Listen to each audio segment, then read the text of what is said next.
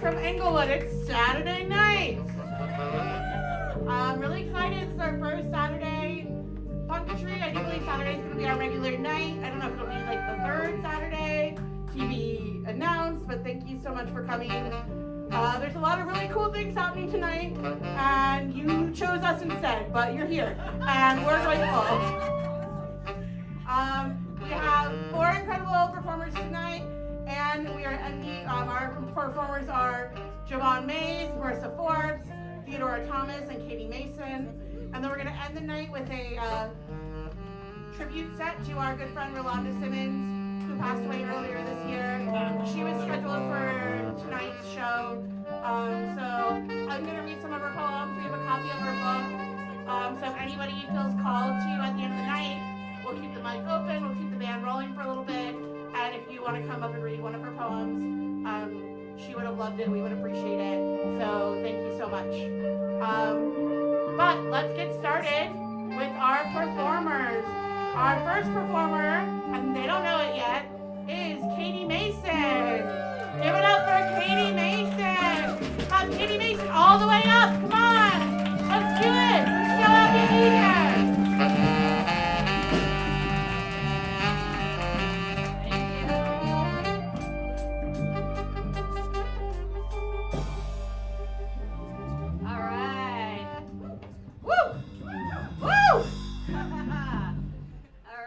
happy to be here. Let's see, I'm gonna start with a little, delight.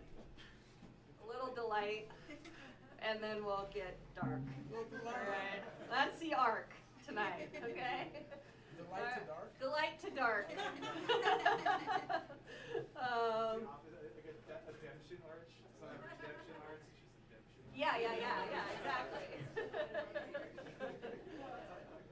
Yeah, I'm working on the delight. It's harder for me, to be honest. I prefer the dark. So let's see. All right. Okay. Yeah.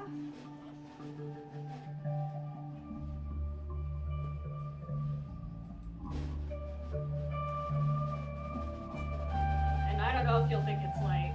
It's light for me.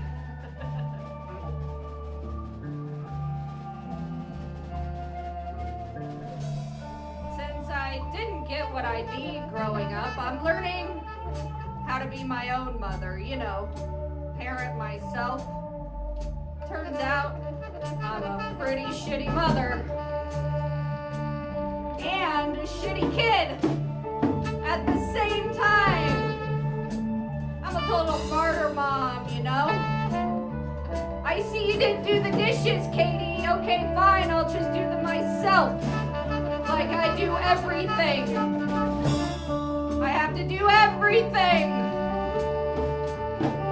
And I'm pretty sure a good mom would not create a cigarette reward program.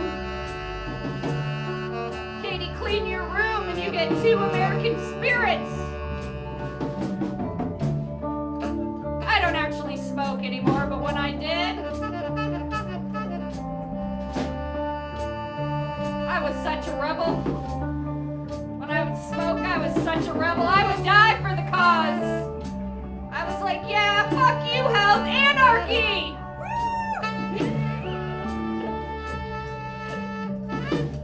Oh, yeah. And then when I quit, I just felt all apathetic. Like, well, I guess I'll just eat a salad and go for a walk. Go for a little walk. And man, I do miss it.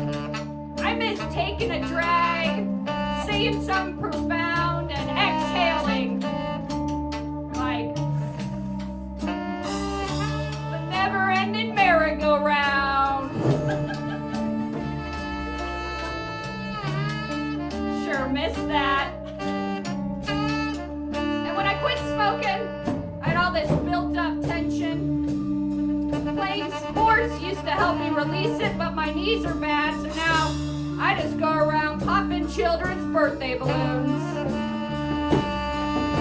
It's such a sweet, sweet release, just popping those kids' birthday balloons. really calms me down, you know, and I need to calm down. I used to smoke to deal with all the tension because I've had a lot of death in my life, you know. Makes it hard to deal with life. And since I've had a lot of death in my life, I find it's useful to have a spiritual practice, so I developed my own. It's called self-sabotage. I like to pray to God while playing God. It's the best of both worlds. And man, people act weird at funerals. Let me tell you, my uncle took pictures of my mother in her casket and put them in a photo album. Why? Why would he do that? Maybe he wanted a visual timeline. You know? Like, here's her baby picture, her wedding day, and here she is, dead. Aww. So lifelike. At my funeral, I want a videographer. That's right, at my funeral, I want a videographer just filming me being dead. Just filming me being dead. Or a GoPro on my head with a live stream. That would be nice. A little GoPro on my head with a live stream. If I'm lucky, maybe it'll go viral. Hashtag dead live stream. Or is it hashtag live dead stream? Dead live stream? Live dead stream. Man, with all this death in my life, it's really made me depressed. And I'll tell you what, I hate being depressed when the sun's out. I feel like it's mocking me.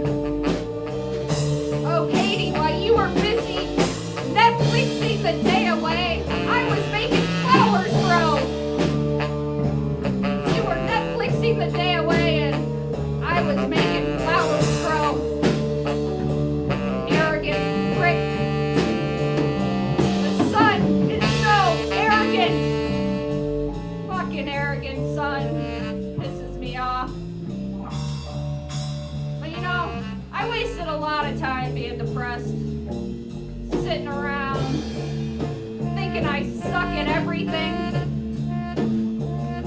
till I remembered I am a naturally gifted parallel parker. That's right. That's right. I can parallel park the shit out of any space. I will always have that going for me. Do you hear that, depression? I will always have that going for me. And I know I'm good at it because men tell me I am. That's right. How else would I know if I was good at something? I once had this guy watch me park in a super tight spot. I was barely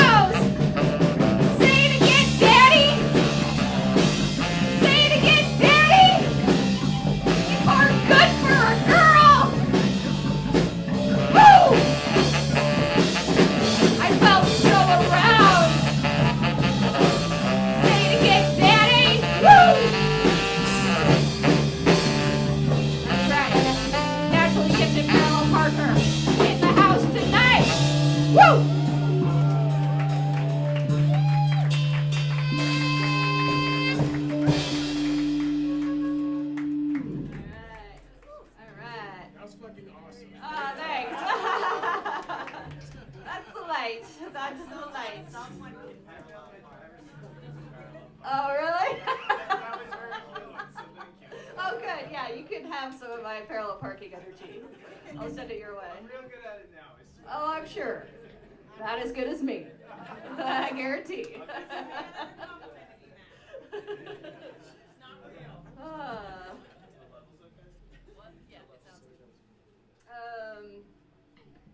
Yeah, next we're going steady, like intensity.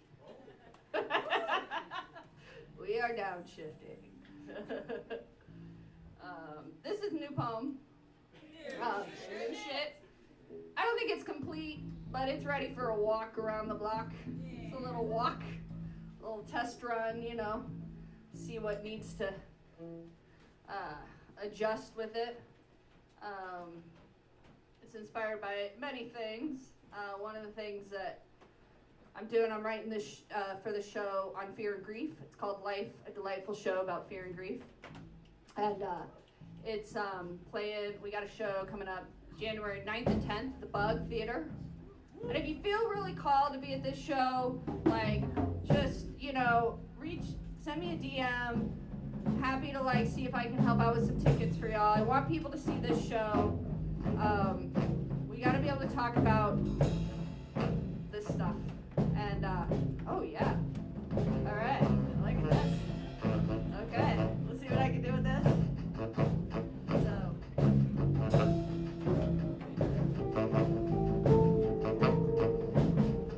I'm burying my mother in a square grave. That's right, I'm burying my mother in a square grave because I want to feel whole. Each side of that square is equalized with the 4 children she bore. Each side equalized with the 4 seasons, the 4 directions, the 4 decades it took for me to make the most stable grave ever made. The most stable grave ever made to ascend my most aspirational consciousness yet.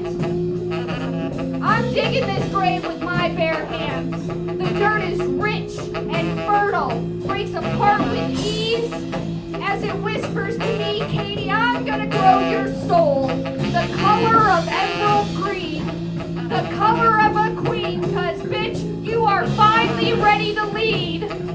Do you hear that, bitch? You are finally ready to lead. The deeper my digging goes, the farther away the sky. And now it's unclear if I'm still here to bury my own mother, or is this where I get to die? Oh yeah, is this where I get to die? Man, this soil is so damn rich. I want to be just as rich as it. Oh, I want to be rich. Do you hear me? I want to be rich. That's right, I want to be rich. I want fungi breaking me down and worms breathing me whole. I want to be the one the earth saves because I was made for digging graves. That's right, I was made for digging graves.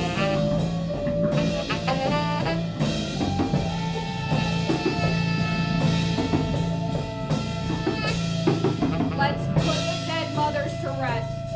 Let's put all the dead mothers to rest. It's our turn to make things right.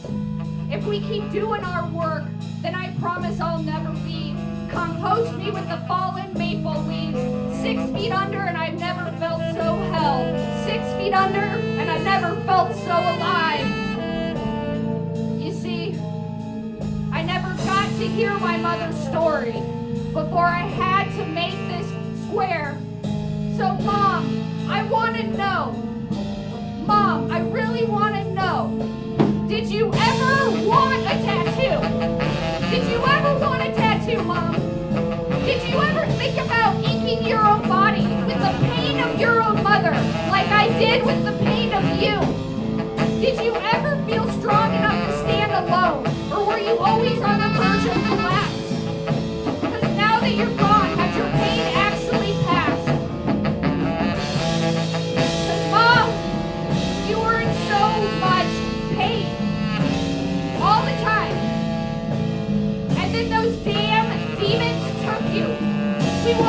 slow death march for decades and you died one drink at a time. Too many people are dying one drink at a time, one hit at a time, one pill at a time. But Mom, you were awful. How many arrests? How many trips to the hospital? Remember all the shit you set on fire? Family photos, Dad's clothes, the car. For a year, the driveway was charred. I knew how to talk to the cops. By the time I was 10, what to say and not say to social workers, I hid the pets, afraid they would get hurt. It was, to quote my therapist, hell on earth. If there's a hell, it's on earth.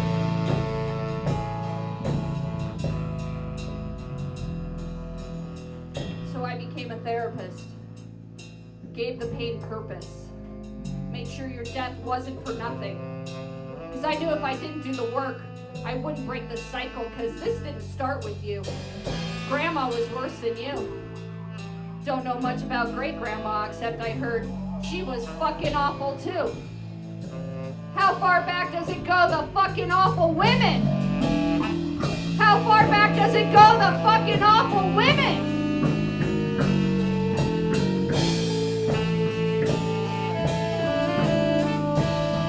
This grave was always meant for you, Mom. Because you didn't want to live. You didn't want to live, Mom, and I understand why. Thought about taking my own life more than I would like to admit. Are you the angel on my shoulder, propelling me to go forward? Because I made it. Somehow I pulled through. I can finally say to you, Mom, I want to live. That's right, Mom. I want to live. I choose healing. I choose it. I choose to heal. For me, for you, for Grandma too, for all the women who couldn't or wouldn't choose.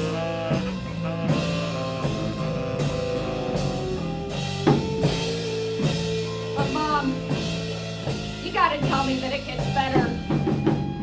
Please tell me that it gets better.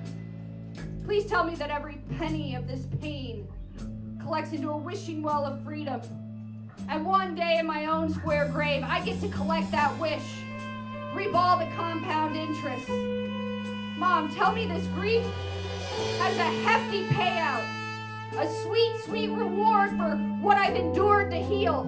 And not just heal you, heal all of us. Please tell me it's worth staying here. That staying here will make things right. Because even though I'm built for digging graves, I still get scared at night.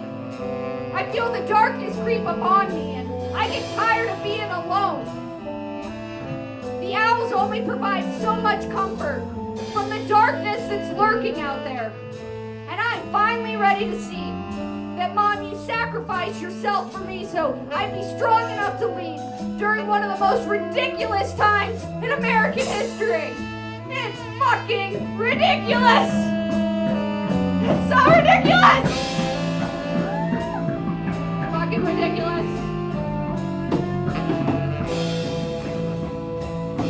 But Mom, the abusers always seem to win. The abusers always seem to win. At least that was the case with you. They carve a hole in the soul for the demons to take hold. So Mom, tell me, what does redemption look like when the darkness has a chokehold on the light? And what does hope look like when the day never breaks free from the night? Because we are in a place that is currently under siege by a force so much greater than we. It's infected and oppressive. And it's abusing all of us. Riding the coattails of our addictions. Taking a hold of our attention. To convince us we don't have any power. Just to convince us we don't have any power. Those motherfuckers may always win the election. They may always steal our lives. But they can't take our souls unless we give it to them. And we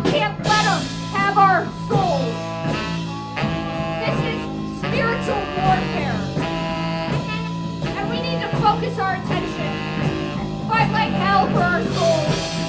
Instead of fighting over dumb shit, let's stop fighting over dumb shit. Please, if you're fighting over dumb shit, let it go. I had to let go of some dumb shit yesterday, man. I'm still working on it. God bless my family.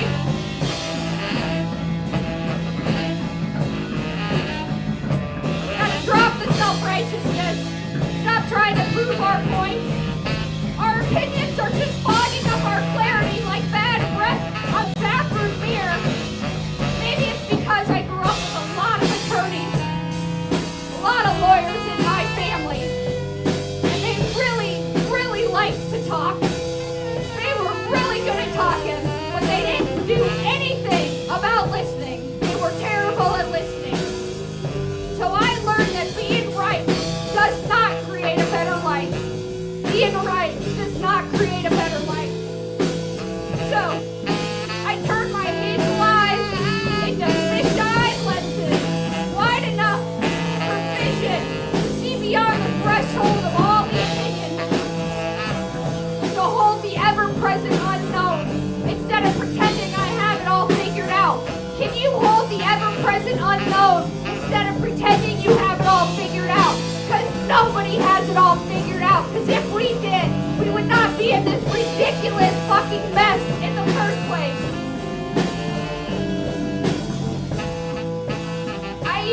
I can even stand steady with all the rage. That's where I'm at today. I can stand steady with all the rage. I don't like it, but I will not collapse in front of it. I won't collapse. Not like my mother did. She collapsed, but I won't. And none of us can, because at the end of the day, we all need each other, even if we're not all as evolved as each other. Yeah, we all need each other, even if we're not all as evolved as each other. I'm done fawning over brilliant minds or judging stupid minds. I only care about one thing. When is the last time you buried your own mother for the 100th time? Put your hands into your own fertile soul. Let it latch underneath your dirty fingernails until it absorbed into your bloodstream and swallowed you whole. That's what I want to know about you. Have you ever snorted dirt up your nose, digging your family a grave? If not, are you ready to start today? Because let's fucking go. I'm the best grave digging buddy you will ever meet. We'll put the past to sacred sleep, then ascend the most powerful consciousness yet. And are you in? Are you in to ascend the most powerful consciousness yet? Then let's bury the fucking grave of our past. And I hate to admit it. I hate to admit this, but I have been a little distracted lately to show up in the ways that I really want to show up. I've been too busy commanding my body to change, demanding my behavior improve, criticizing my very own words under my very own breath, judging myself, watching my tone, too busy listening to what everyone else has to say. A repeated pattern of my childhood days.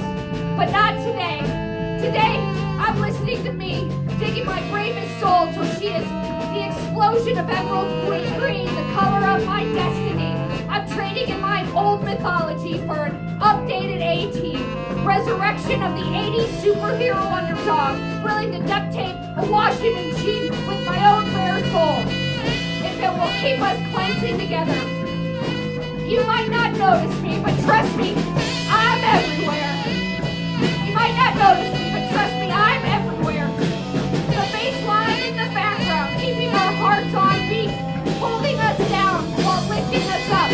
That's what I'm doing every single day. I'm eating shadows at night, because I want that strong digestion. So I'm eating those shadows at night. Give me that strong digestion. The fire strengthens my immune system. Gives me endurance to fight. Even if it doesn't make a difference for anyone here tonight, it'll make a difference for me. Because, bitch, I am finally ready to leave. And, bitch, I want to live. That's right. I want to live.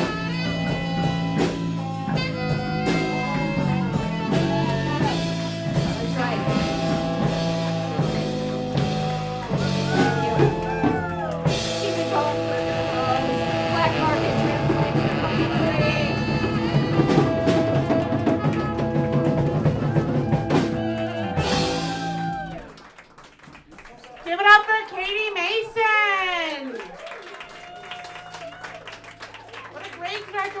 Thank you so much. My name is Sarah Rodriguez. I don't know if I mentioned that. Behind me is Black Market Translation. Yeah! Super exciting. We have Clint Locks on the drums. And Squid's on the sax joining us this month. And Painter is here, but their violin had some technical difficulties. But they're still here in spirit. I feel like you still hear this, the spirit of their violin. Thank you for joining us. Our next performer is Theodora Thomas. Clap up, Theodora Thomas. Woo! All the way up.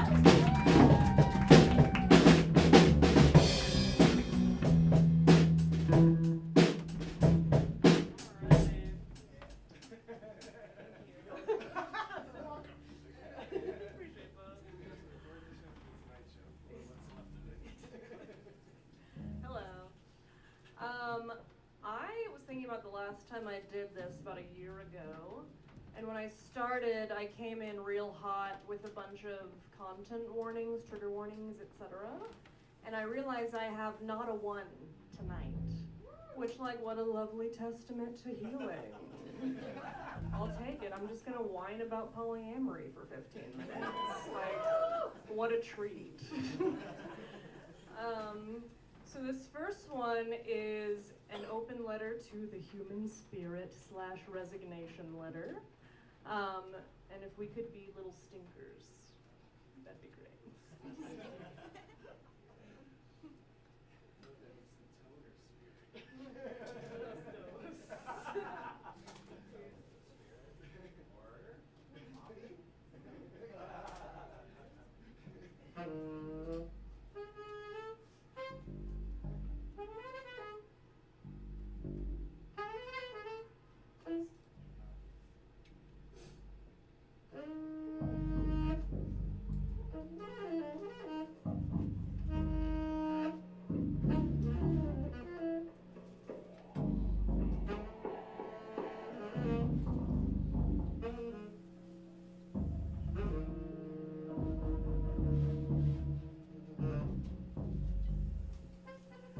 ATTN : human spirit. It is with a heavy heart that I inform you that I am tendering my resignation from my role as poet. I have not come to this decision lightly. I am grateful for the experience and opportunities for growth that this position affords, but the occupational hazards have begun to outweigh the benefits. Over the past year, we've seen an alarming uptick in poetry-fueled fatalities. There's a striking uptick in cases of star-crossed lovers, waxed wings, sun overexposure, and casualties via falling in love with the raw nature of the sea. And that's not including the siren overpopulation problem. Additionally, employee safety training is underfunded, leading to mounting incidents of premature turning on the way out of Hades. On a personal note, I do believe that resigning will be the best choice for my family, as the school system in Neverland is severely lacking. Furthermore, recent studies suggest negative long-term effects related to time spent with Edwardian-era vampires. Prognoses have been chronic and in some cases eternal. During my last 2 weeks of employment, I am committed to assist our PR team in reshaping our public stance on vampiric revelry. It'll be a difficult cultural shift, but if we can do it with cigarettes, especially regarding their role in indulgent ennui, we can do it with this. On a related note, the Sacred has requested assistance in moving her image away from that which is definitionally intertwined with desire to something more akin to spiritual detachment. Before you ask, yes, we considered using aesthetic language for this push, but the risk of looking sexy as an ashen Victorian consumptive was far too great.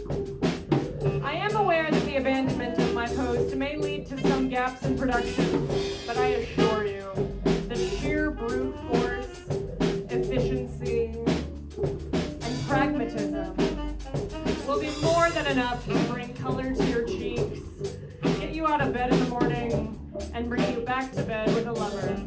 Sincerely, Theodora Thomas.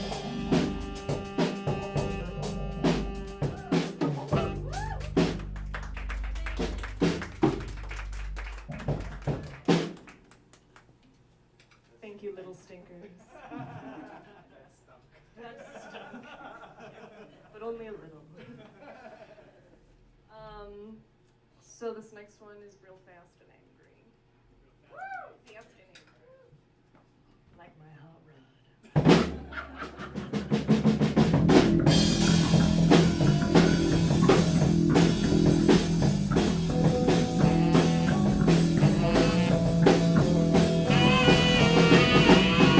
Springtime is a smirk.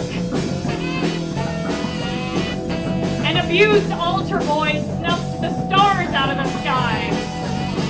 The anger turned to stones in the ship's pocket. Patterns in eroded soil cast their own divination. Years of famine, heartbreak without having loved first, barriers but no protection. Bright blooms are clipped on Beltane's eve, strung up on the maypole by both ends of a ribboned noose. Each cord pulls the other taut. Flashing pastels are wrapped tightly by the faithful until any shade of gray chokes its last. My heart!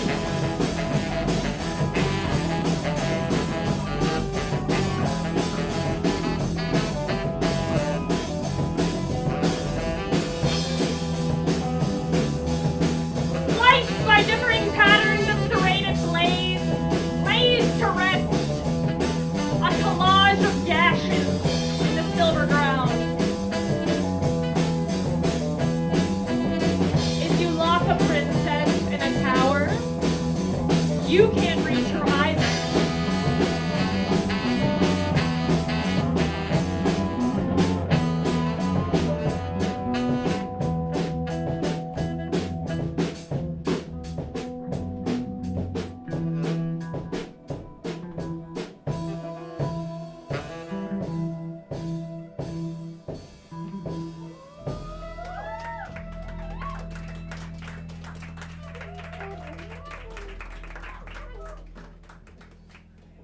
Said hot rod, that was all I could think of. Oh, it's got my sweet ride. We're on the highway to a good time. This one's like medium well.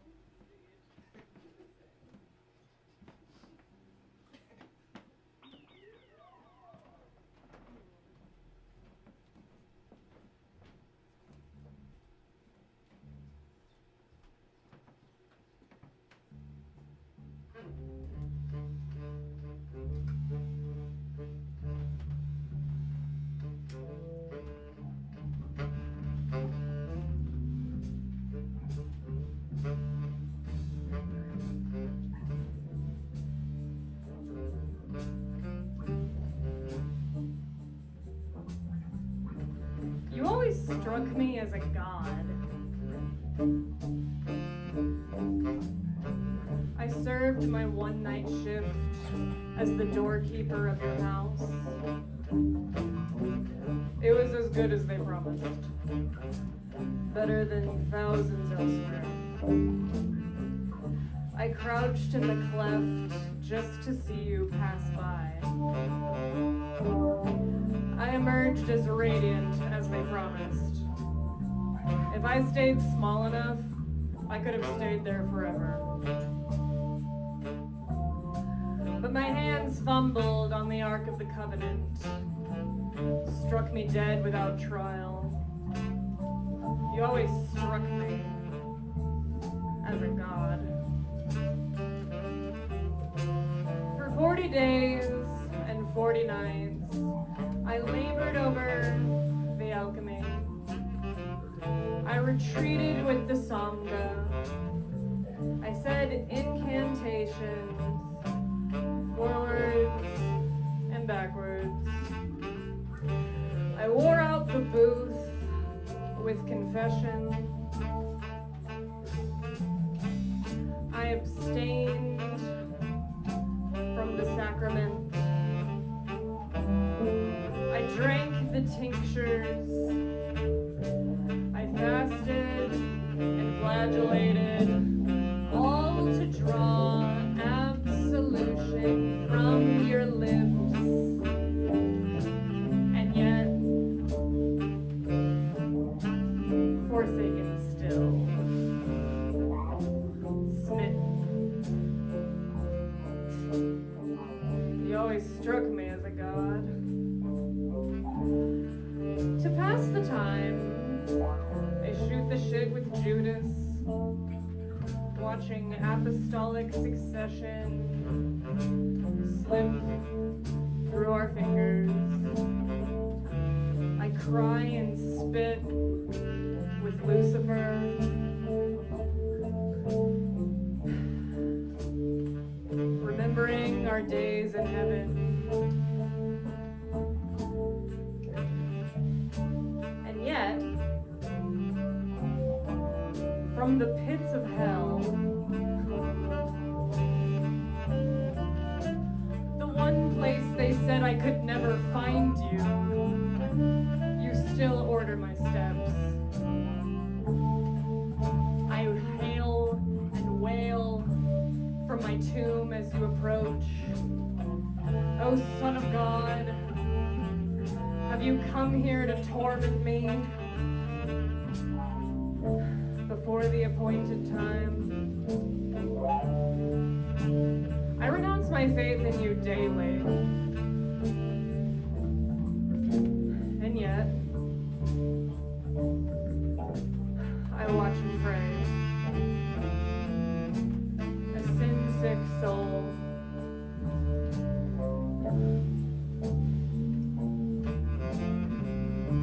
But only say the word, and I shall be healed.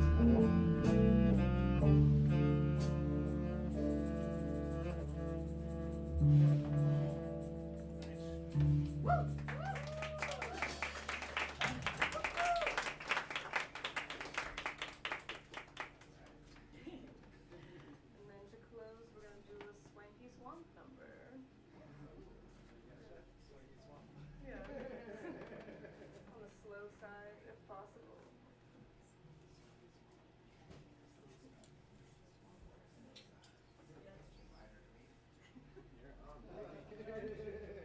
I'll meet you down there.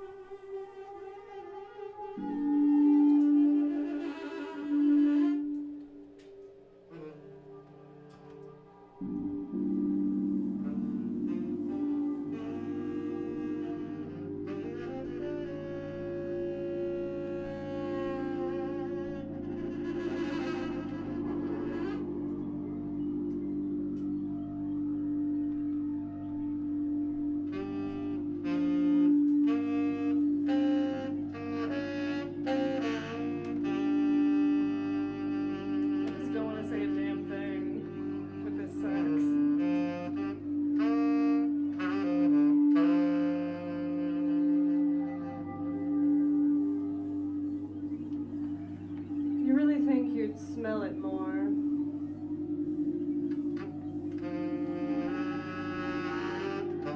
The night she finally engulfed me, by the freshly minted Gulf of America.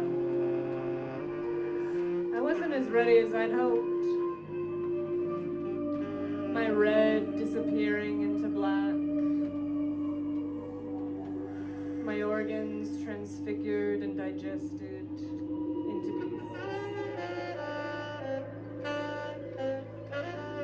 Might as well have been then.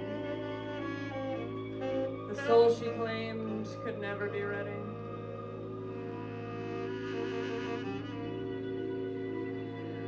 Without a word, she shattered me on water's glass.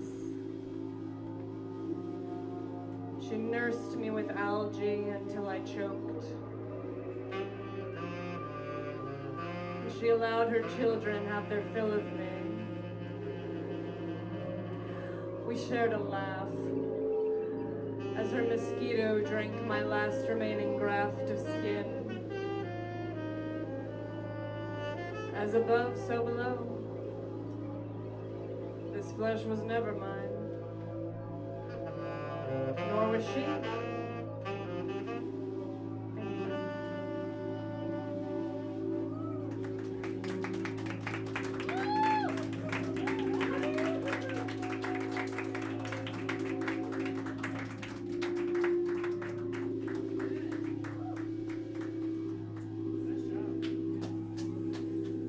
Give it up for Theodore Thomas!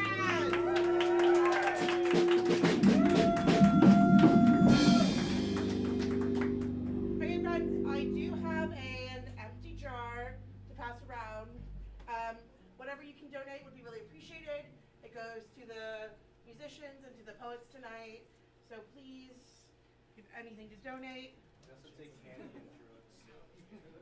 Anything you want to put in the jar, no questions where it came from. We ain't sure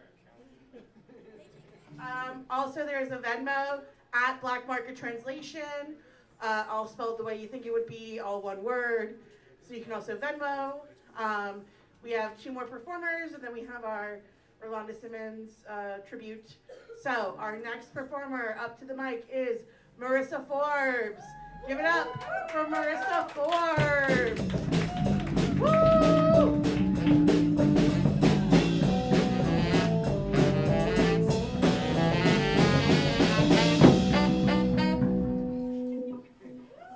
Give him love. Give him love. You driving on spite. Fucking. Give him the middle finger. Give him the middle finger. Thank you guys, man. Thank you guys. You're welcome. I was supposed to do this for the first time ever with Rolanda.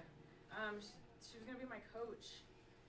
So it's like a bittersweet night, and I'm gonna try not to get emotional. So I'm gonna get angry. And like I'm like super like nervous. So I like wrote like all my shit out. The shit list. There we go. And I already scratched something off because I'm like, yeah. This one we're gonna go to Neverland, but like the underside. Yes. We're gonna talk about piss. Before that, I want to say that I got my 2 kids in the back and my 3rd pseudo child. So this is inspired by them. It's called Wendy Cleans the Bathroom. Go. A little angry. I never would have come to this land had I known I would get every time I placed little squares of toilet paper on the seat to pee. I never would have come to this land had I known my nose hairs would singe from the bleach smells. My God, there's nothing worse than trying to reach that spot just below the toilet bowl on the outside of the base where pee pools and dries. I never would have come to this land had I known I would get flakes of it under my fingernails every time I scrubbed that little yellow crusty puddle. I never would have come to this land had I known how terrible, how truly terrible 15 lost boys are at aiming. And Peter, he's the worst of them all. I've seen him through the crack in the door, hands triumphantly on his hips,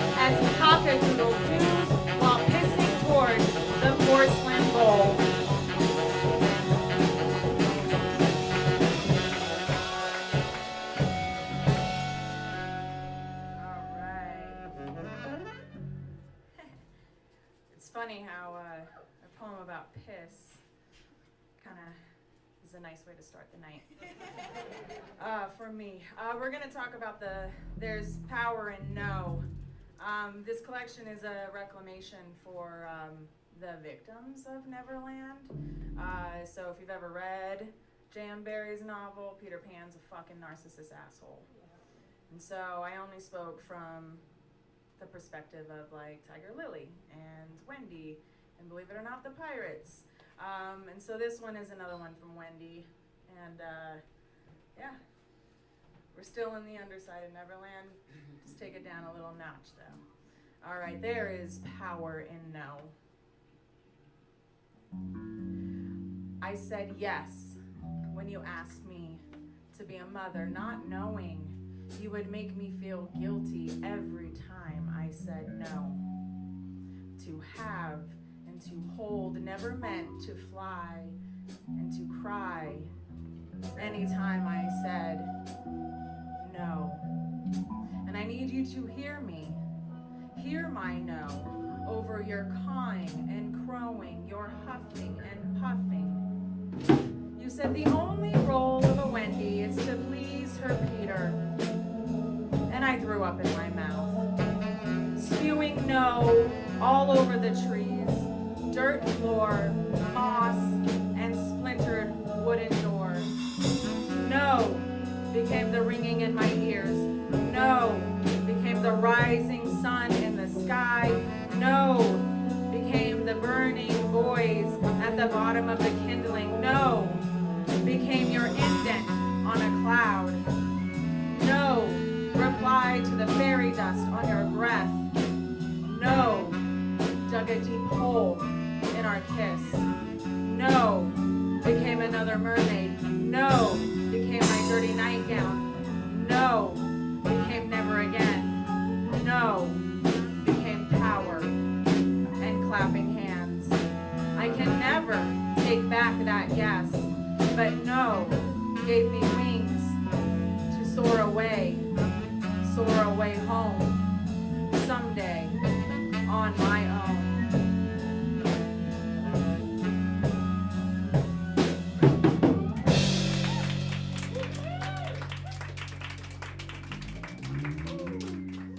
All right, now, thank you guys. That's exciting. We're gonna do political shit. First though, Nick, did they disappear? Yes, they're gone. Okay. They're like, oh shit, our dirty toilet poem, I have to go. It's okay, Jack, I'm done. There's no more dirty toilet poems. We're gonna do political shit. There's some tampons, there's some fucking politicians using glory holes. Yeah, we're going, this is brief and bleeding margins, and I gotta give you guys warning, the brief is ironic, because my titles are fucking long as shit. So, yeah, so be prepared for that. Yeah, this is called, and it's about, well, just listen to the title as we go and you'll feel it. All right, when #PinkTax trended on social media to help people who bleed monthly, thanks to that New York Times article about putting the word tampons on a ballot finally, but they still don't want them in a man's bathroom, and somehow everyone got distracted with men's razors being better than women's. But a blade is made to cut no matter what kind of skin their hair grows from, so we wait for true equal rights for all. Go off that bad. Yes, yes! Pink, like my insides, the softest, warmest part. What's with that extra 2% charge for tampons and pink razors anyway? Fuck the pink pens and pink bubblegum and the pink. Fuck! I don't even chew bubblegum, but sure, charge me as I stretch off the bottom of your shoe. I make 17% less than a man. Maybe more, maybe less. I don't even fucking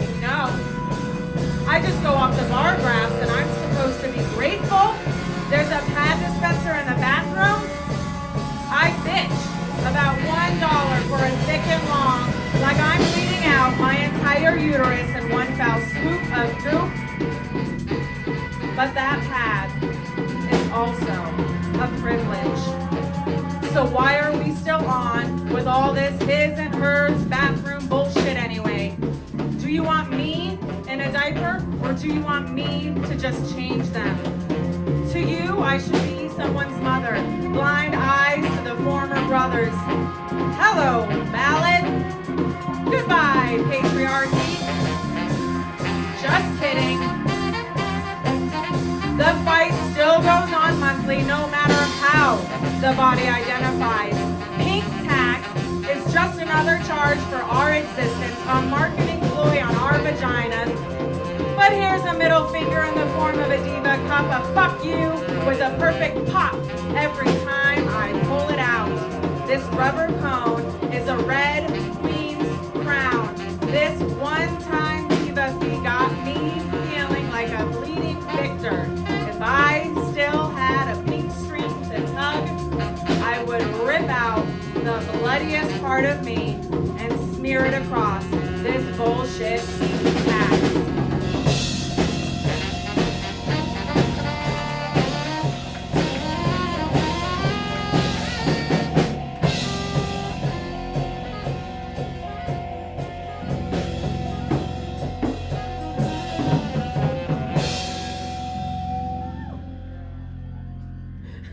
All my kids are gone. It's okay.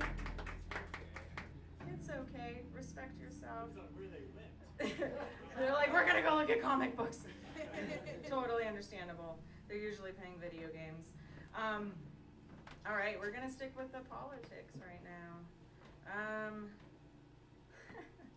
All right, this is called When Politicians Use Glory Holes and then hold the floor, canceling drag shows instead of guns, only after writing bills that take away rights instead of punishing rapists. And you're just so fucking sick of white cis men in power having the last words, so you write a pissed off poem about it. All right.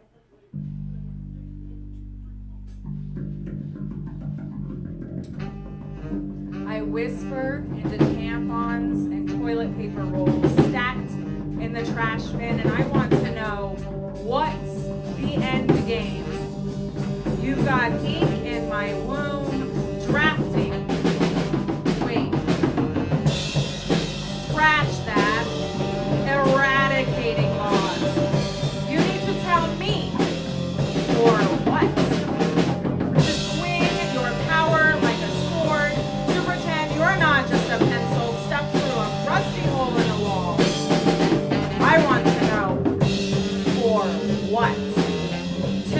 To show me that I don't deserve my power, like I'm not worth the toxic cotton or bubblegum plastic that holds it. These tools we hide in our palms on the way to the bathroom every month, because anything is a weapon if you hold it right.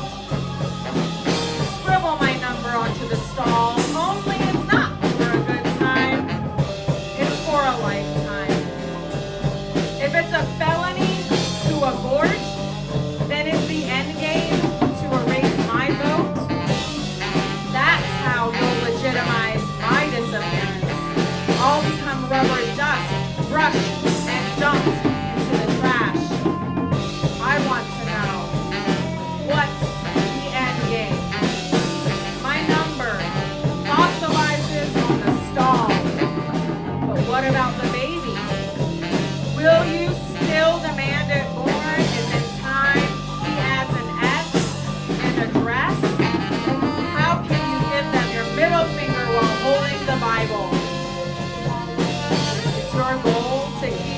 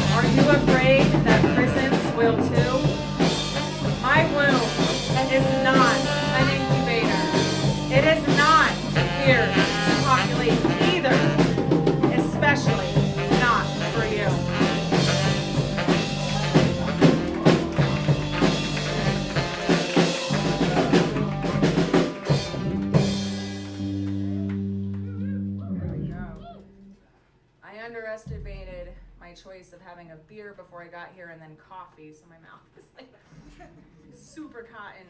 Yeah. Actually, I'm gonna meet Maru in the middle. Will you grab me my coffee? Oh, I'm gonna keep my cafe. We're gonna just destroy my night. Who needs sleep? Speaking of, yeah, those late night fucking Amazon scrolls, right? I was talking to somebody when I segue. It works. Just give me a second. Okay. So there was one time I was talking to somebody and they were like, "Oh, the Amazon also bot," and I was like, "There's a fucking robot," like because I thought robot like BOT, and they were like, "No, the also bot BOUGHT button," and I was like, now I gotta write a poem about it. It's sometimes BOUGHT and sometimes BOT. All right, this is when you live in a click and collect world. So Amazon trucks roll down your street 6 times a day, and you feel obligated to wave hello to the Amazon guy in the next lane at a red light because hell, he might be the guy who delivered your Diva cup or that horny honey cream you needed to get through the last year of your life. So you're happy to say thank you with a little smile and a contrapuntal poem where you read it down the left column and then the right column and then across, which is something similar to a delivery route. Right. Amazon has the also bought feature turned on. You buy in, keep buying, keep that supply chain going with the add to cart. Add to cart. Also bought, window shop robot, Amazon also bought, robot, click, that little yellow button. You may also like that because they also bought this, and so someone else may also buy it. Keep shopping for an item. You might like it. You also love it, so buy it. Also bought, window shop, robot, Amazon, also bought, robot, add to cart, or save for later. Also bought, window shop, robot, Amazon, also bought. Amazon, window shop, until your cart is over $100. Also bought, robot, click, that little yellow button. Don't forget, new credit card. You're pre-approved. Also bought, window shop, robot, Amazon, also bought, robot, keeps you buying, clicking that little yellow button. Amazon has the also bought feature turned on. Also bought, robot, add to cart. You buy in, keep buying, or save for later. Keep the supply chain going. Also bought, add to cart, window shop, robot, add to cart. Amazon, also bought, Amazon, window shop, robot, until your cart is over $100. Amazon, also bought, robot, click, that little yellow button, You may also like that, don't forget, because they also bought this, a new credit card. Or someone else may also buy it because you're pre-approved. Keep shopping for an item also bought. You might like it. Window shop robot, you'll also love it. Buy it. Amazon also bought, robot. Window shop robot keeps you buying. Amazon also bought, clicking that little yellow button.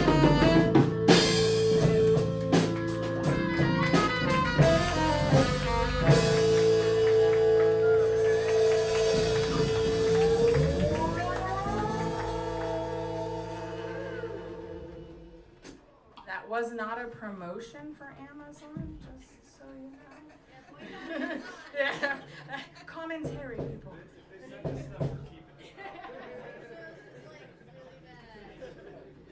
I mean, can't deny how helpful it was during COVID, but saw you at the Screaming at America launch, Screaming at fucking America. I want to say they're accepting submissions, and it is Screaming at America, an Anthology of Revolution. And it is due on Not My President's Day, February 16th. So I will, pass this around if you want the QR code. Otherwise, it's Screaming at America on Instagram and all that shit. Fucking dope people doing this. And I got published in the last one. All right. Never made the state capitol. It was fucking dope reading on the state. That was bucket list. Also, by the way, really super easy to get permits to read on the state capitol. It's free. And you just have to do it literally 39 days or more ahead of time. So just so y'all know, if you want to host any poetry events on the state capitol steps, it's easier than you think. We are there. This is Screaming. There is Screaming, and I'd like you guys to join me when you feel comfortable screaming. There's lots of, no.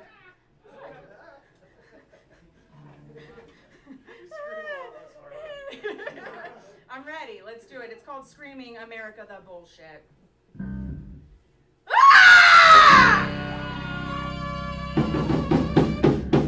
I was going to write a poem just screaming. All along the page, every line an A or an H, filling the whole world with fear. The red, R-E-D, red in the face with rage. They say vote. There's bleeding blue pens, ink blotting ballots, filling the whole world with fear. But it's real if your rights are at risk. Ignorance seeping through bloodlines. There's bleeding blue pens, ink blotting ballots. I don't even trust my neighbor. What is your definition of support? Ignorance seeping through bloodlines. Hope is invisible, and I hold this emptiness. Everything is temporary. What is your definition of support? I see you in the screen in the bursting scene. The battle of tomorrow is not promised. Versus worry is waste. Everything is temporary. Is that a positive or a negative? That red, R-E-D, red in the face with rage. The battle of tomorrow is not promised. Versus worry is waste. When the shadows of tomorrow block out the hope of today, I was just going to write a poem screaming.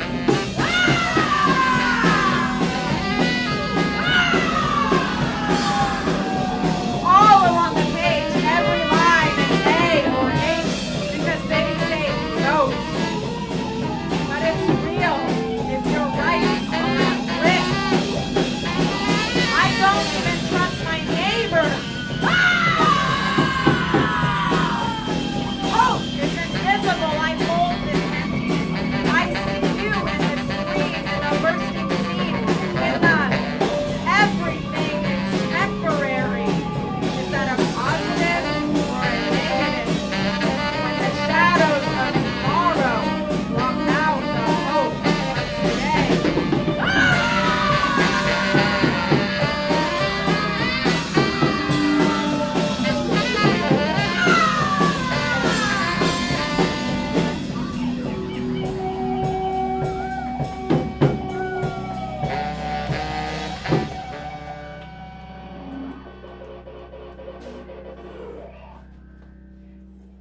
I highly recommend putting screaming into all your poems.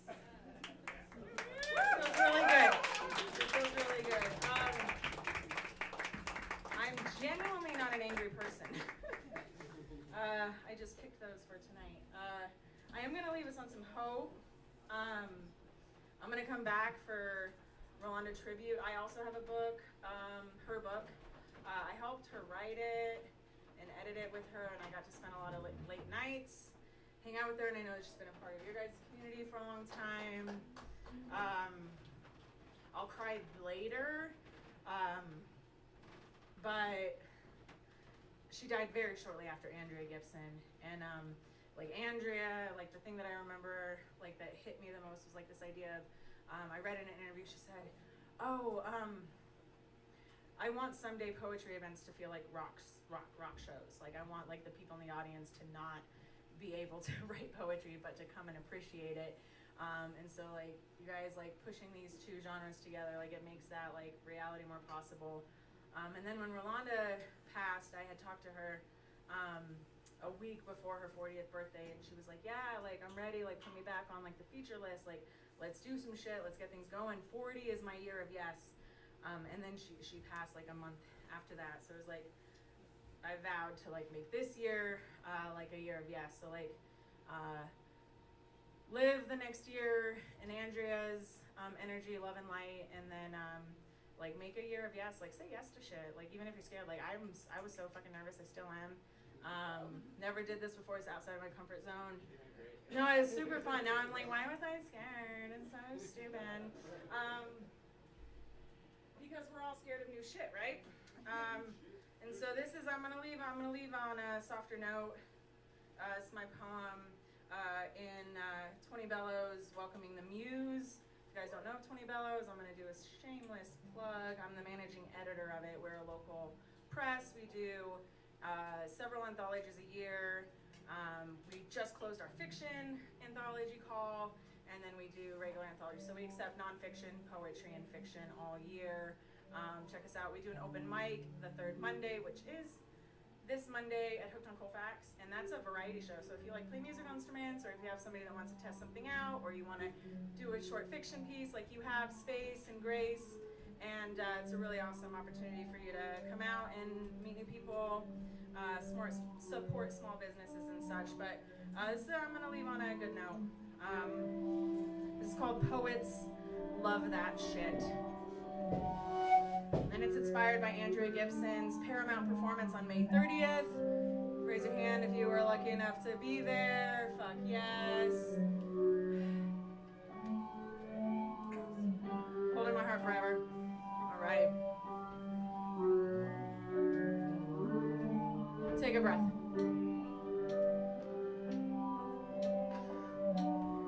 All right. There's something in tears drying into cheek canyons.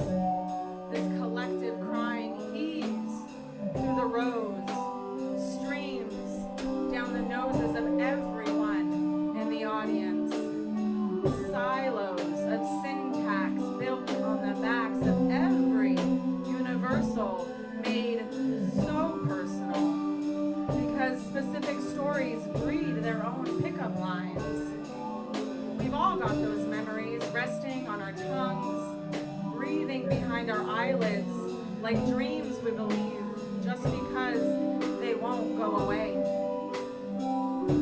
Poems are as much about the lines and metaphors as they are the history that inspired them. So thanks for that reality, Andrea Gibson. The brutal vulnerability, the boldly bothered, the smitten and smiling, the broken and bereaved, the growth through grief. Spoken words morph, once scribbled with pen on paper, now voice to ear, hearts and minds combined for pleasure and pain.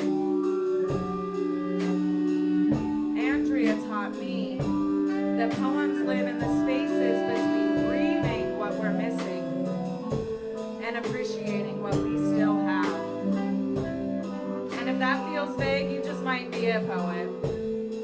Chasing that in between, you might even recognize that my muse is just warming up.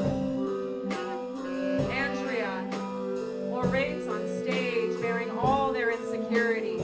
Thankfully, judgment did not buy a ticket, so every seat is a tiny space filled with asses of acceptance. It's not mighty, it's just community. Just 1,000 open arms, open to retrospection, to introspection, all sitting, smiling, and crying. And there I was, so here I am, aching to recall more than the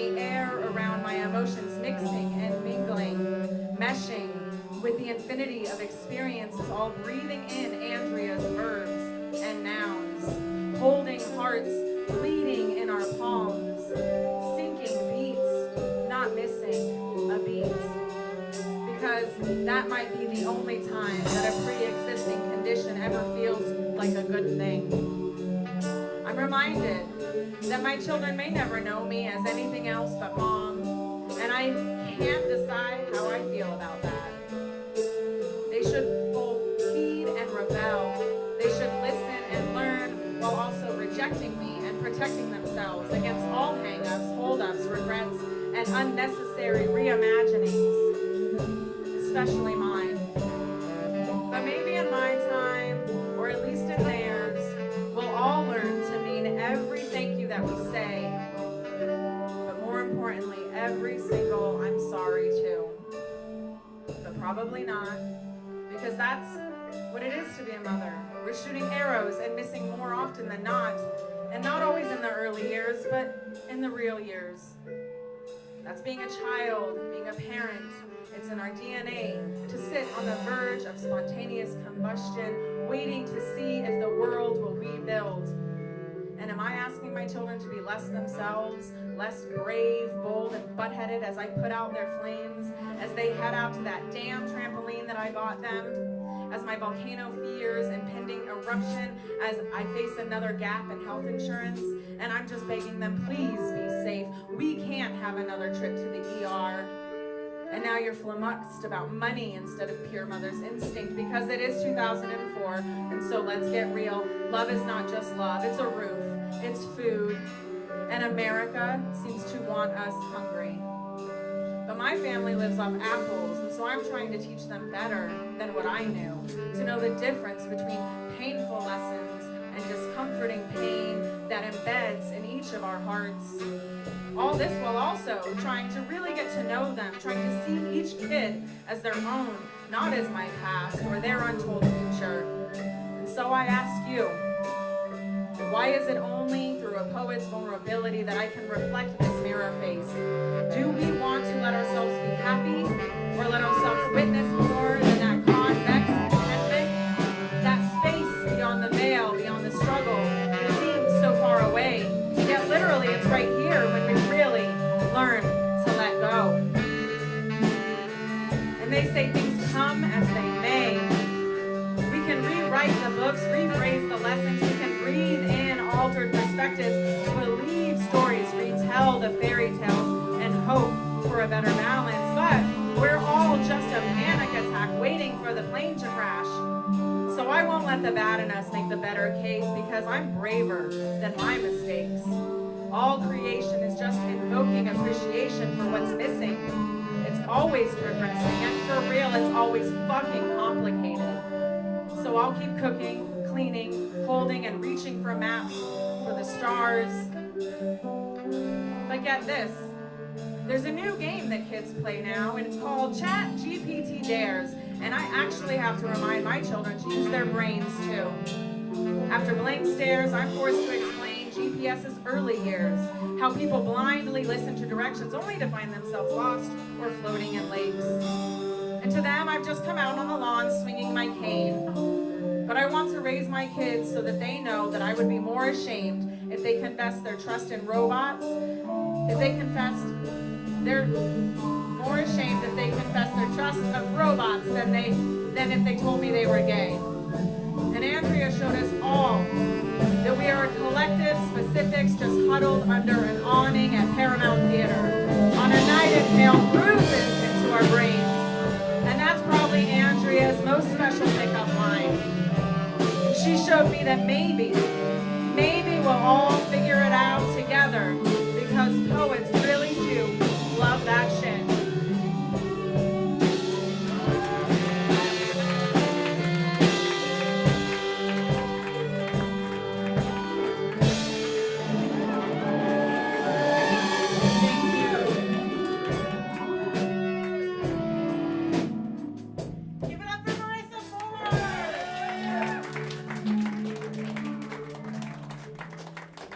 Our final feature performer of the night is Jovan Mays. Give it up for Jovan Mays. Also, I'm gonna pass the shot on again, please.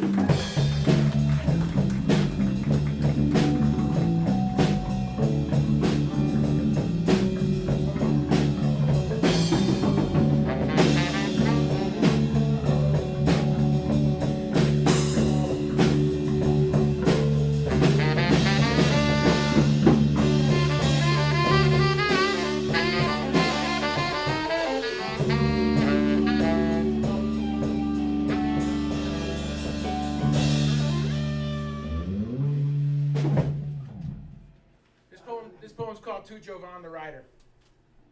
Were you just going to do it? Just go sit down and write that book? The big one you've been talking about for years, the small ones you said you would write after the big one failed, that screenplay, the letters that you needed to send, the one right now to her, the one to your family about the move, to temper the nerves of losing that limb, the one to your niece on her sweet 16, to let her know that she's your hero, the book about soil loams, the book about bus lines, the one about rivers, the one about your childhood. What is wrong with you? Don't you know life would be easier if you just do? Do you remember when the only thing that mattered was finishing? When the hand went down and the head went running? Do you remember not having to be asked? Not having to ask yourself? When you cared less about social media platforms? Do you remember the notebooks of loose leaf ideas? Free, using the lines as monkey bars and double Dutch ropes? When you called them in for dinner, they licked the bowls clean, swirled the soup into words, devoured every single letter.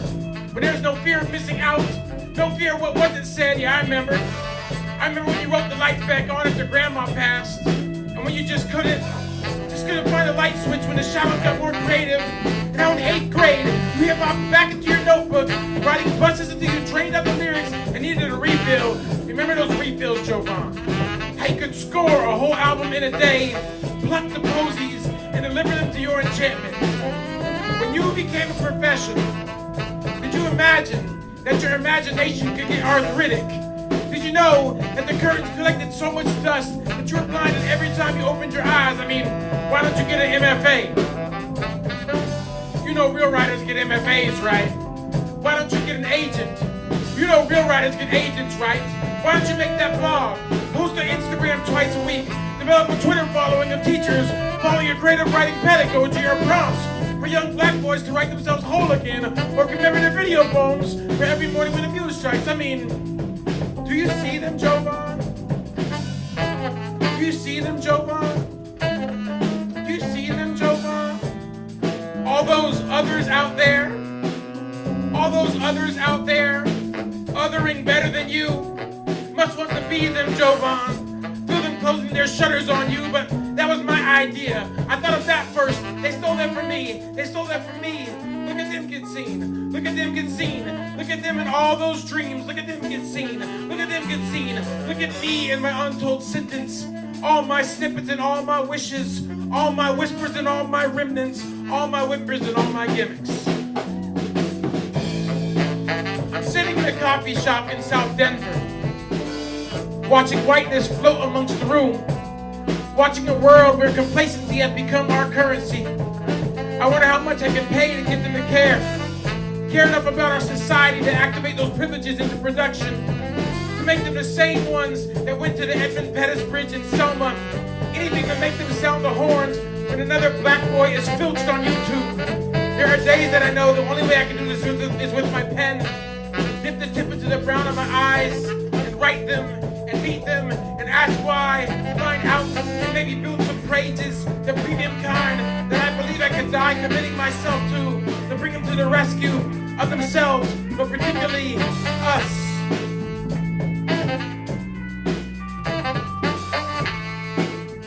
A little black boy walks in, like a pink balloon, admiring the lighting, seemingly brimming with joy and radiance. I ask myself, is that me? Little me. I'm reminded of this often as I flutter and flail. Me, a storm on the prairie, not seeing my beauty from the distance, only the fury in the clouds. You have a job to do, sir. Call them in. It's time to eat.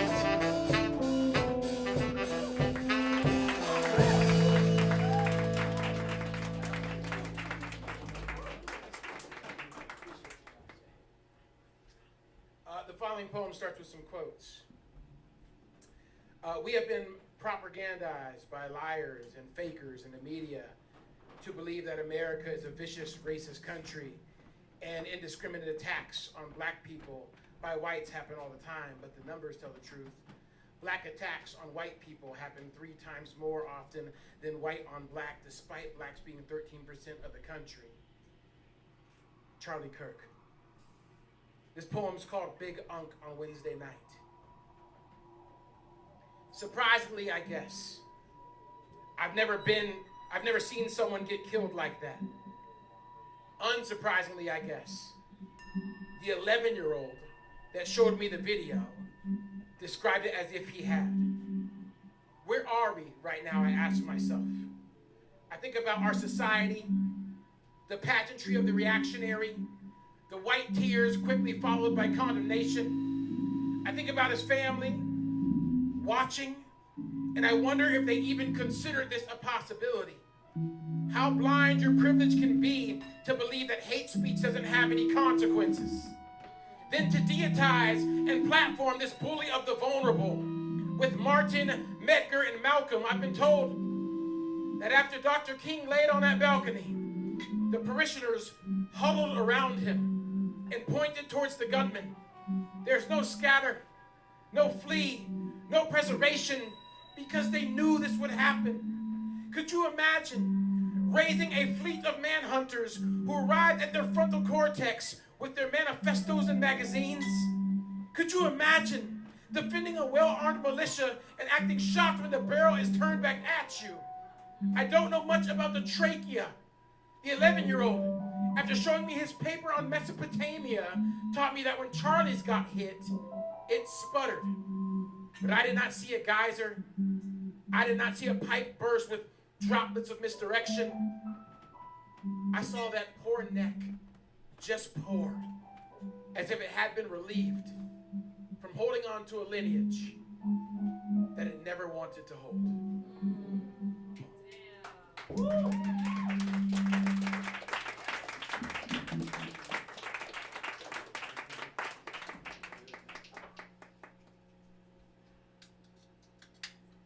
I said, Elvis Presley ain't got no soul. Chuck Berry is rock and roll. You may dig on the Rolling Stones, but they didn't come up with that shit on their own. Elvis Presley ain't got no soul. Little Richard is rock and roll. You may dig on the Rolling Stones, but they didn't come up with that shit on their own. I call this poem Play Ball, aka Swagger Jacking Ain't Cool, aka Questions After a Visit to Mount Rushmore, aka Where the fuck are the teepees? Look, when you cut pine trees, revealing the white side of the black hills, were you able to breathe easier, affirming that purity existed in this land? When one prods into holy lands, does the dirt ever part from the base of their fingernails? When you carved into that slate to posterize presidential prominence into these plains, could you hear the wind caves screaming? Could you feel the buffalo rumble when men were dying, scaling their cheeks? Did you think it was accidental? When the visitors come on the 4th of July, do the arrowheads in the gift shops burrow themselves back into the ground as if to be as close to the warriors as possible? Do the ornamental dreamcatcher strings revolt against your prisons at night, Mr. President? Remind me of that Cooperstown jingle again. You know, that one about baseball. Take me out to the ball game. Take me out to the crowd. Yes. Buy me some fried bread and genocide.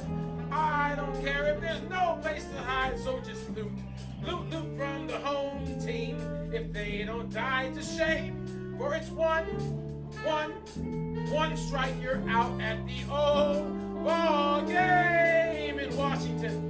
Did they select the Redskins to represent the most unrepresented race there? In Cleveland, did they adjust all the Indians' names on the roster to read like Red Cloud and Black Elk in Kansas City? Did they quit the Chiefs with Al Robinson instead of Gatorade in Chicago? Did they scout the Blackhawks after a loss on home ice in Atlanta?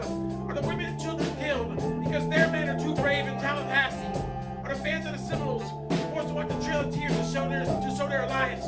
They're chill selling Elvis Presley singing the blues like Muddy Waters and Big Mama Thornton overdosed on the toilet like Hoochie Coochie Hound Dogs lit in the Las Vegas Graceland.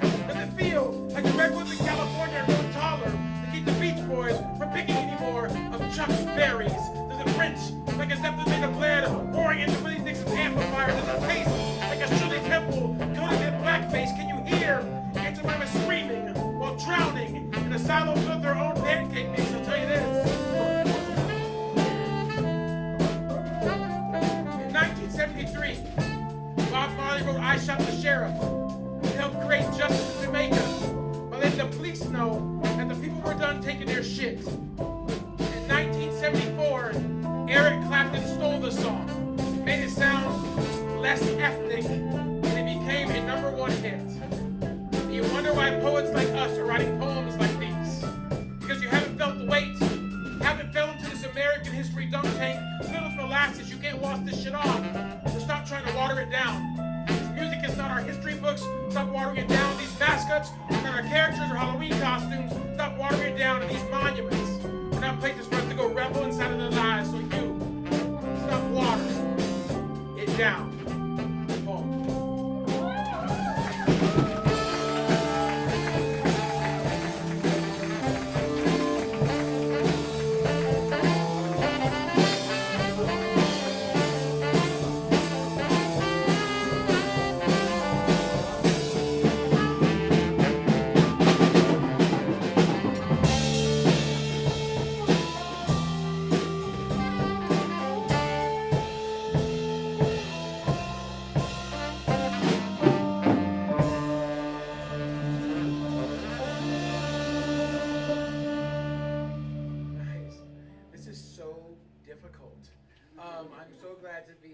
With such a great audience as I'm trying to do this.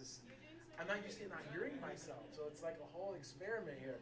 Thank you guys so much for your energy. Steps in front of the monitors and that helmet. Oh, I might hear myself. Okay. I'm like, I don't know what's happening right now. Thank you. So tomorrow I actually have an event going on. Tomorrow at 4 o'clock, just outside the University of Colorado Education Building, which is basically on Spear and Larimer downtown. There's a historical marker there that documents the story of the killing, the spectacle lynching of a young man named Preston Porter Jr., who on November 16th, 1900, was lynched by fire in present-day Lyman, Colorado. I've been a part of the Colorado Lynching Memorial Project team now for 5 years.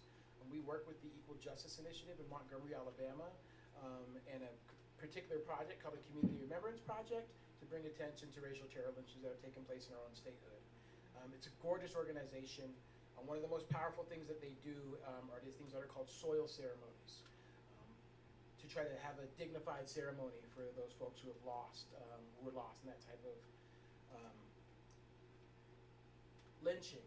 And Preston Porter was by all descriptions an individual who was dealing with a special needs challenge.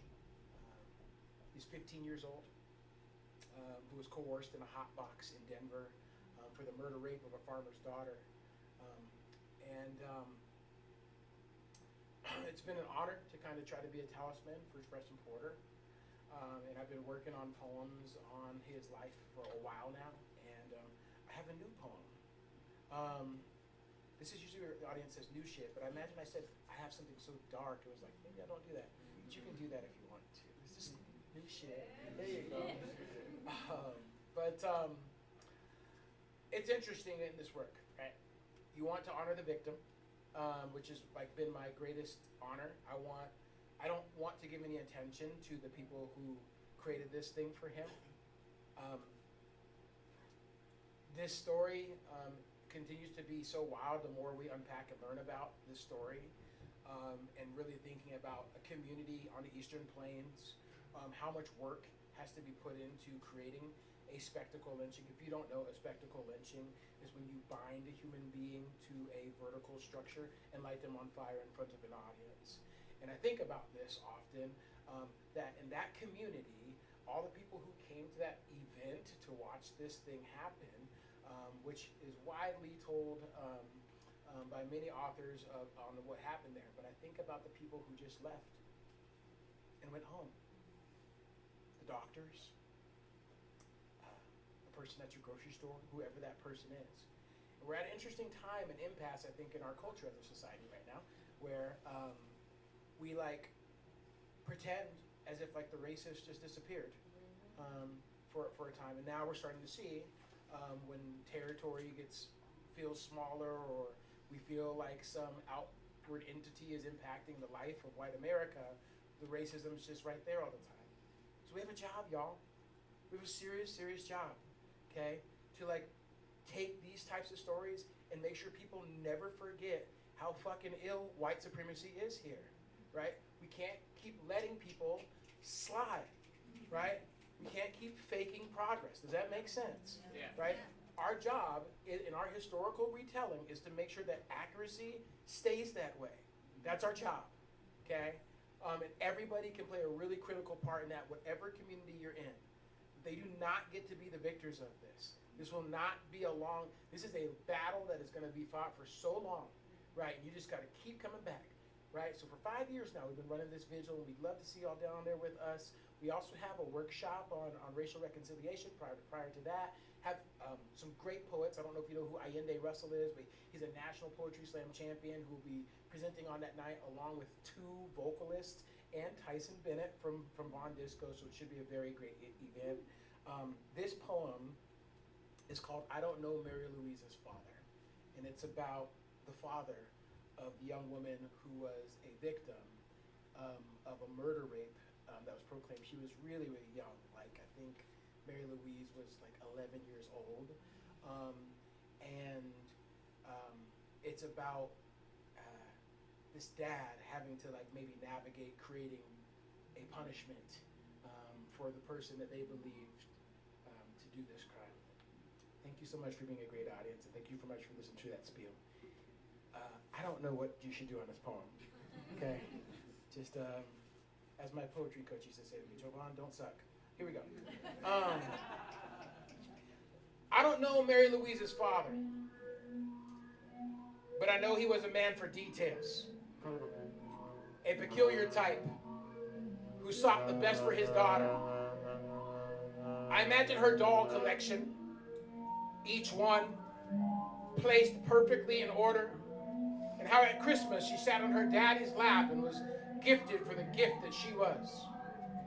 I don't know Mary Louise's father, but I know he was a man with an imagination, could see the townsfolk as lanterns, as torches, as pitchforks, as shovels. In 1900, the population of unincorporated Lyman, Colorado was 75 people. At the train station to abduct Preston, 300 men showed up. Crops erupting from this blood-hungry land. Blood-hungry harvest. Calm, emotionless, still-faced reapers. I don't know Mary Louise's father, but I know men who know midnight better than they know themselves, who know disclosure, who know terror, who cackle to the sky, hooved, horned, dragon-tailed walking coffins.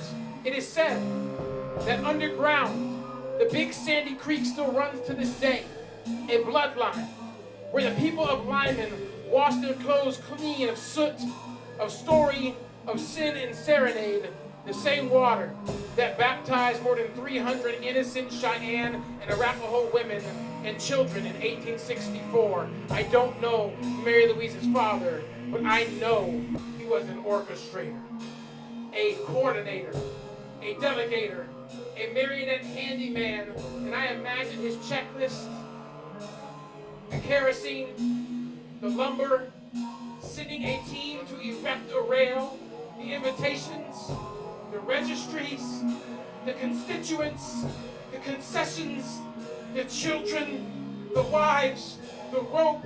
I don't know Mary Louise's father, but I imagine him ironclad clean.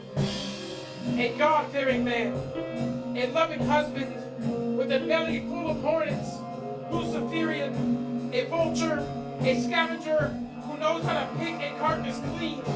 The type of man that you don't talk back to unless you want your mouth stapled, your tongue tethered, your lips lynched, your voice vaporized, your story swallowed. I don't know Mary Louise's father, but I don't know if he knows himself. I don't know what he sees in the mirror. I don't know what haunts his headroom. I don't know if gas chamber mouths ever taste anything but God reminding them. That God reminding them. That God's reminding them. I don't know Mary Louise's father. All I know is that there are discussions. How they sat at the dinner table and imagined all the ways. The ropes, the whips, the drownings, the electricity, a firing squad, and a light bulb with a fire filament. And I imagine the delegation, how the wives dressed their children, stood their sons on chairs, tied their ties, stood the daughters on chairs, and bouqueted their bows, fixed their bonnets for the grand spectacle. I imagine their excitement, and this is just their heritage, their hermitage, their heirlooms, their secrets, tucked beneath this American flag rug that we have to bat until the dust goes clean. Thank you.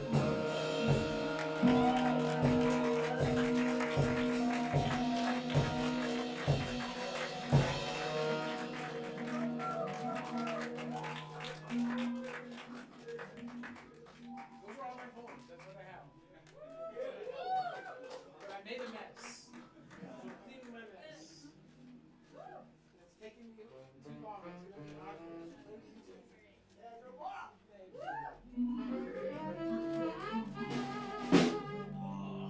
Thank you guys so much.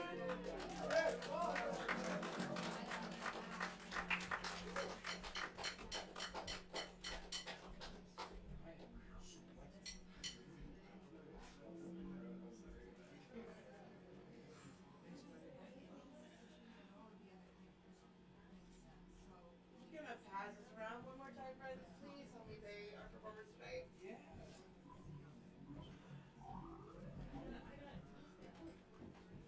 Thank you so much, Jovan. That was incredible and heartbreaking in all so many ways. Thank you so much. I would love to hear more about that event. I hope if anybody wants, is there a website or something we can check out or? Yeah, Carl and she got a World Project. You just type in Carl and then she'll be able to read the first thing that comes up. Right.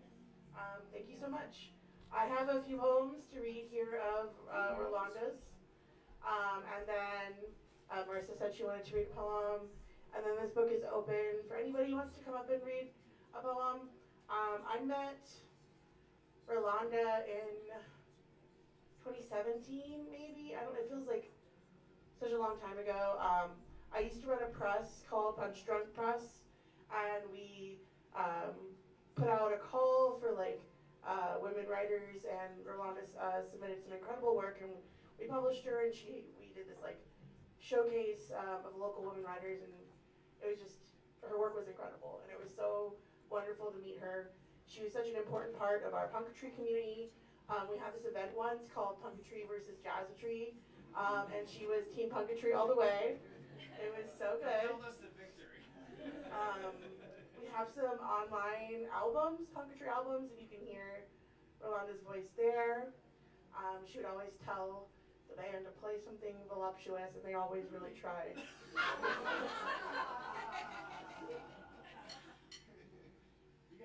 Everybody's got their own definition of voluptuous. Rolanda was such a beautiful spirit, and if you read this book, it's so incredible because it talks about just her self-doubt, but also her knowledge of her self-divinity and goddess and growth, and it just really reminds us that, even in all our doubts, we're all our creativity is always beautiful. Her creativity was always beautiful. I wish she were here with us tonight, and I really appreciate everyone holding this space with us. Thank you so much. I'm just gonna read a couple poems now. Thank you. This might have been one of the first poems I ever heard her read. It's called For Mama Shook.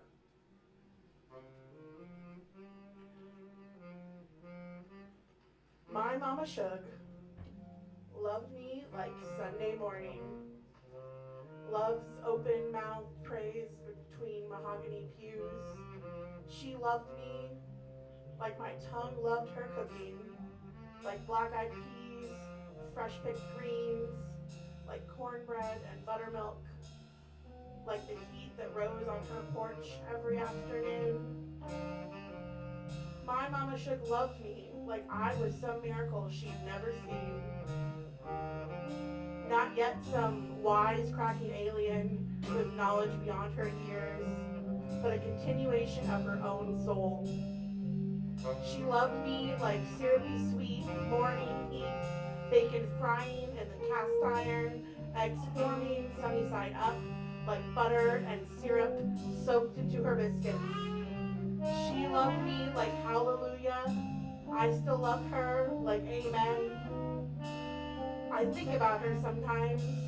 She sticks in my memory like a shoe in Mississippi mud, like a Sam Cooke melody.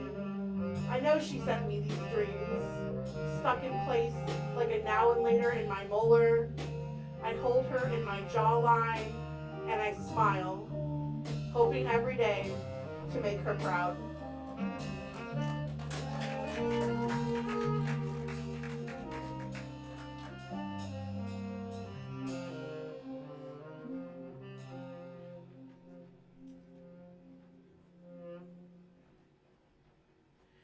A big theme in Rolana's work was just kind of like that tear between you're a woman and specifically, a black woman and woman of color, and wanting to be brave and use your voice, but also having heard the world tell you your whole life that it doesn't want to hear it.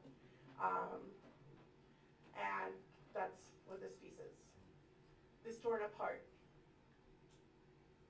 The tongue is a saber, battling two ideas. Tell it like it is, or be quiet and go along. Patience says, breathe. This isn't a fight or flight situation, not life or death. Niceness isn't just for its own sake. But impatience says, that shit is fake.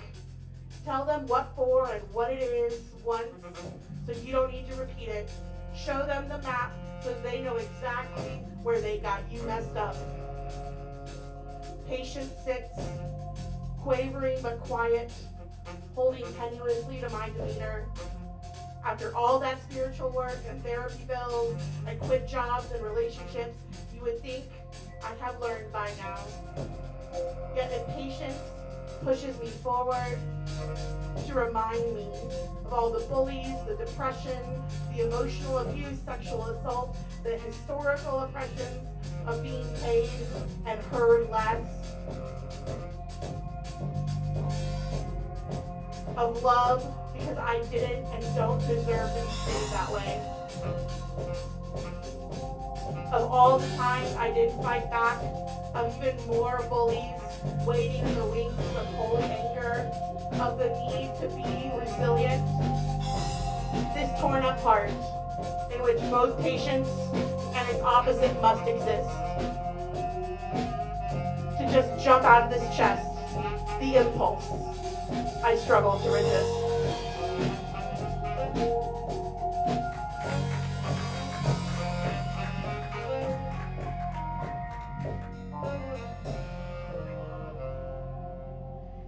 And finally, I do not believe in heaven after Emily Dickinson. I do not believe in heaven. For why waste this precious today on an unproven, unfulfilled promise when I have these wings to fly? Or legs to walk, to explore my world, a life to build, hands to touch, eyes with which to see sunrise, air to breathe, love to give, and joyous things to be? No, I don't believe in angels with golden harps on high, nor gates through which I must beg admittance. My heaven is here, It's Kittens, My Riches. Thank you so much.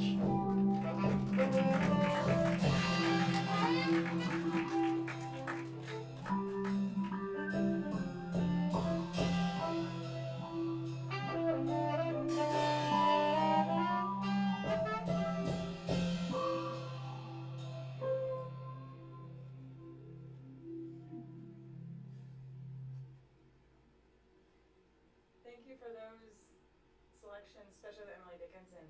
I remember when she wrote that one.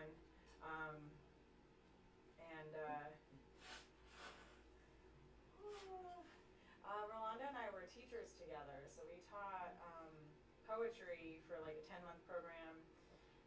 So every Saturday I get to hang out with her for like 3 to 4 hours, and then like twice a week we have office hours, and then she was like, I've been writing this book for like years. I'm ready to like not wait anymore. Like, what can we do? And so like we pushed forward on it.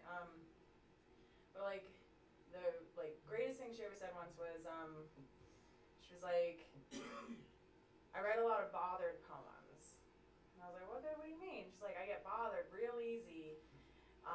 And like the only way to like push through that is to write a poem. And she found herself in love for a little bit, and she's like, I ain't bothered enough no more. What am I gonna do? I was like, I don't know. But she was also like, we called it aggressive positivity. Right? So like, if anyone ever said anything bad about themselves, she'd be like, shut the fuck up. You don't say that about yourself. Put your crown back on. Like, get going.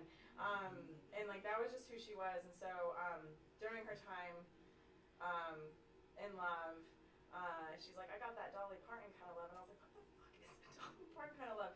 And she's like, well, I got a poem about it. I was like, of course you do. So I'm going to read, Carl takes Dolly out to Taco Bell in their RV. What a man. What a type of man who stares into the sun, lets a star be flesh and blood, and does not ask her to dim her light or to stop stealing the oxygen from the air on a Taco Tuesday. What kind of man gives her space to be simple? American on a late night craving a bean burrito or perhaps a double-decker taco with an inner cheesy taco shell to sip her frozen Baja Blast and eat some damn cinnamon twists. Or maybe she'd order an enchilada if she so chooses. How normal, how endearing, how sexy. No wonder they've been married 57 years. In a world of haters and groupies, he's just a man, ready to whip the old RV into the local Taco Bell lot, run it back, pick up an order, and nurture the divinity he is privy to, and continue to let her be regular. No judgment if she only wants mild sauce with more onions, but no Diablo sauce because she is a devout Christian forever and ever. Amen.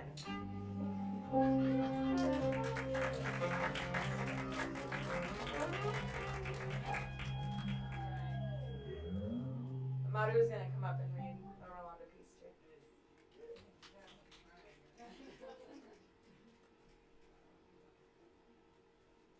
Hello, I am one of the students from that 10-month program. So I am forever grateful for Marissa and Rolanda. I didn't get to say it to her, so I was gonna say it to you that I consider y'all mentors of mine for just taking me under your wings. For you, for literally shoving sign-up lists in front of my face and being like, sign up, go on the mic. And for Rolanda, for reminding me to take up space and be okay with talking and sharing all my thoughts. Okay. It's just really hard for me to cry on stage and in front of people, but we're gonna do it because we're all in this together. One thing for me that I really love about, she's just amazing. I'm gonna read Where is Home to Me, because I actually found my home recently, and so I resonate with this.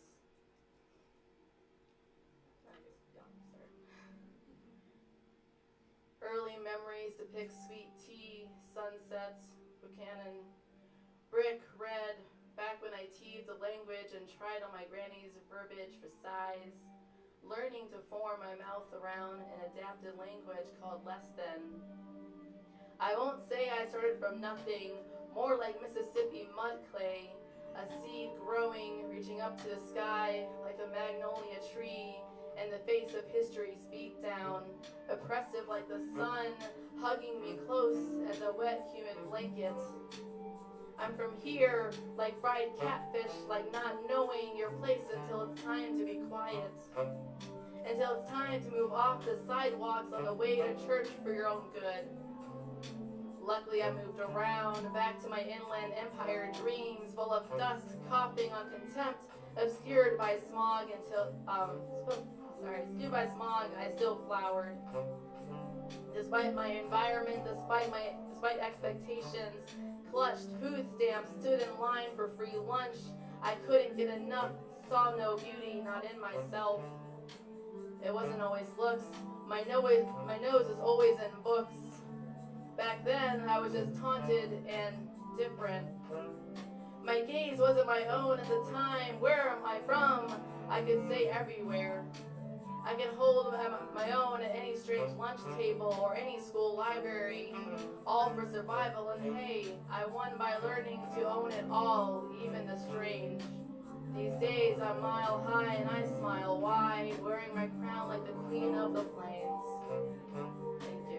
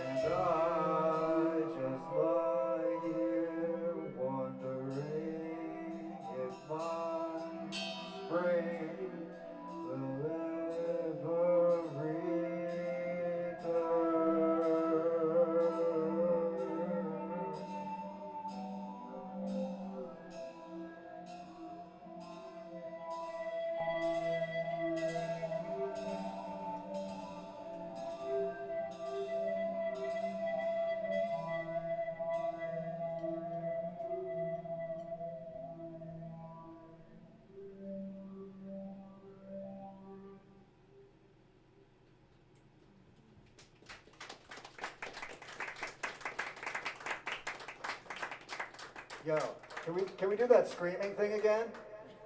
Can we do that like screaming thing that we did earlier? Come on, let's let it go.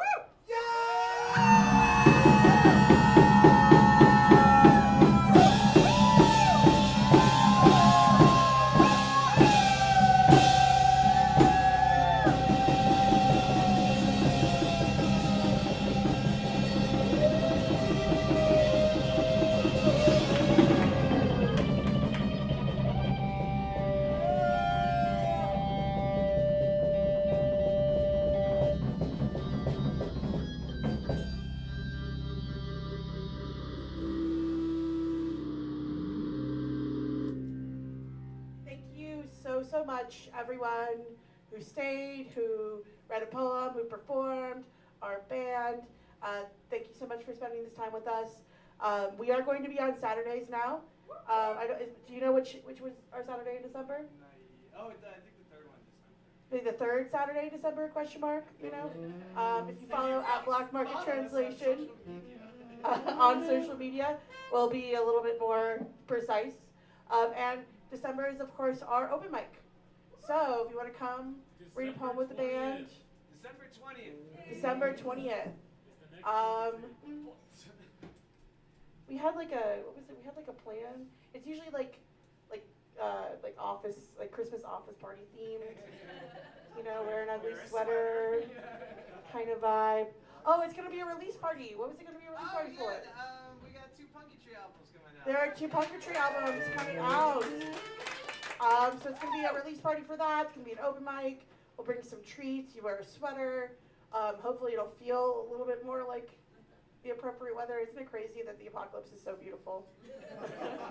It's the world's ending and it's 72 degrees. Anyway, yeah, so come see us then. We might do something in between now and then. You never know. Follow at Black Market Translation on Instagram. Oh, we're at the Lions Lair on Thursday. Thursday at the Lions Lair. Graveyard people. With the Graveyard People. Sleazy moves. But that's just the band, not that's the just the concept. band. It's probably gonna be a sausage party. But obviously East Cool Facts needs our support too, so that could be a fun event to go out to. Maybe not me, the school teacher, but other cooler people who can go out on Thursday nights. Yeah, so check us out then. Check us out in December. Follow us on social media, and take care of each other. We'll see you next time.